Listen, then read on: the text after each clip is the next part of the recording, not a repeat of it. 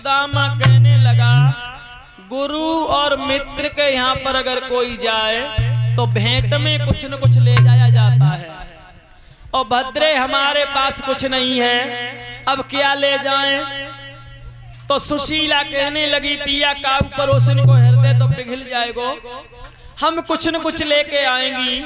पड़ोसन के दरवाजे पर गई है और जवाब दिया, बहना हमें केवल 2 मुट्ठी चावल दे दो, मेरे पिया कन्हैया से मिलने द्वारका जा रहे हैं, द्वारका से जब लौट के आएंगे तो दूना करके दे के जाऊंगी। पड़ोसन बोली कि हाँ, परसों ले गई सो आज तक देवे ना आई, आज ले जाएगी सो कब देवे जाएगी है? बनी के चेहरे पर लाखों निसार होते हैं और बनी बिगड़ जाती है तो दुश्मन हजार।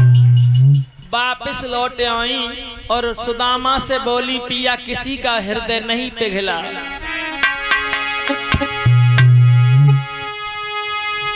पतिया क्या पर लाचार भई, मागन को दिया चल दीनी,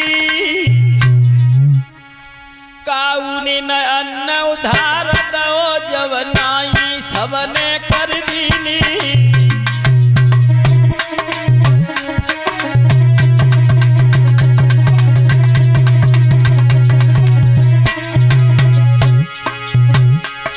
रीते हाथर दुखिया लोटी सब उड़ रहे हो सब बिचारी के,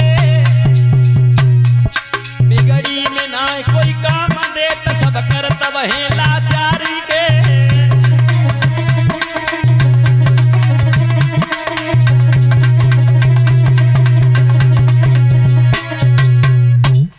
आज लौट के आई, पिया किसी ने कुछ नहीं दिया।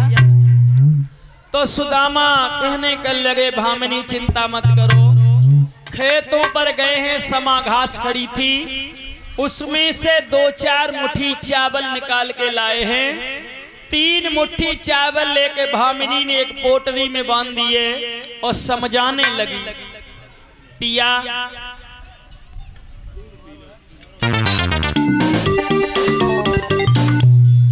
उज्जैन वाला ख्याल का ध्यान रखना, तुम कन्हैया से मिलने जा रहे हो,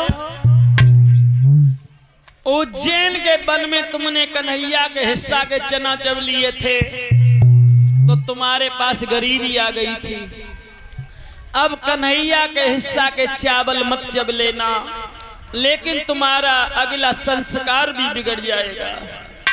नाना प्रकार से भामिनी समझा बुझा करके सुदामा को विदा करती है और सुदामा हाथ में लाठी लेकर के बगल में पोटरी दबा करके द्वारका धाम की ओर चला है। गंगा के किनारे सुदामा पहुंचा, संध्या का समय हुआ, सभी मल्हा नावे हटा के ले गए थे। भाइयों, भगवान कन्हैया ने देखा कि मेरा मित्र सुदामा गंगा के किनारे खड़ा है, तो भगवान कन्हैया मल्हा बन गए और नाव लेके आ गए। बोले भैया, हाँ भैया हमें गंगा के पार करोगे? कन्हैया बोले जरूर करेंगे। तुम्हारे पास कुछ है? 5 रुपया लेंगे उतराई के। सुदामा बोला कि हमारे पास 2 रुपये उना है के तो हम गाएं वो गा तो रही है। सुदामा बोला कि हाँ जामे का हमारी गांठ तजायरो, तुम कहोगे सोई हम कहते रहेंगे। अब देखो कन्हैया ने सुदामा को बिठाई लो और नाव चलन लगी। अब प्रभु बोले सुदामा बोलो।